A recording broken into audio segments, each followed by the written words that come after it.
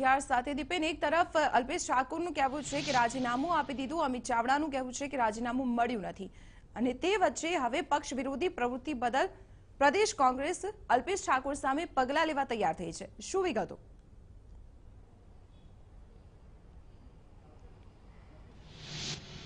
અલ્પેશ ઠાકોરના રાજીનામાને લઈને હવે કોંગ્રેસ છે તે અલ્પેશ સામે એક્શન મોડમાં આવી છે.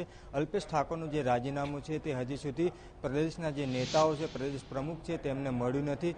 ત્યારે ગઈકાલે અલ્પેશ ઠાકોરે બનાસકાંઠામાં જે અપક્ષ ઉમેદવાર છે તેમનો પ્રચાર કર્યો હતો. ત્યારે હવે પક્ષ વિરોધી પ્રવૃત્તિ કરવા બદલ અને શિસ્ત ભંગ બદલ અલ્પેશ ઠાકોર સામે કોંગ્રેસ છે તે તેમની સામે પગલાં લેવા માટે કવાયત શરૂ કરી છે. ખાસ કરીને પક્ષ વિરોધી પ્રવૃત્તિ કરવા બદલ અલ્પેશ ઠાકોરને કોંગ્રેસમાંથી સસ્પેન્ડ કરવાની જે કાર્યવાહી છે તે કરવામાં આવી રહી છે. આ માટેના તમામ પુરાવાઓ છે તે પુરાવાઓ કોંગ્રેસ દ્વારા એકત્ર કરવામાં આવી રહ્યા છે. મહત્વનું છે કે અલ્પેશ ઠાકોરે કોંગ્રેસના જે તમામ હોદ્દાઓ છે તે હોદ્દાઓ ઉપરથી રાજીનામું આપ્યું છે, પરંતુ કોંગ્રેસના પ્રાથમિક સભ્યપદ છે તેમાંથી હજી રાજીનામું નથી આપ્યું. ત્યારે અલ્પેશ ઠાકોરે કોંગ્રેસને બદલે અપક્ષ ઉમેદવારનો પ્રચાર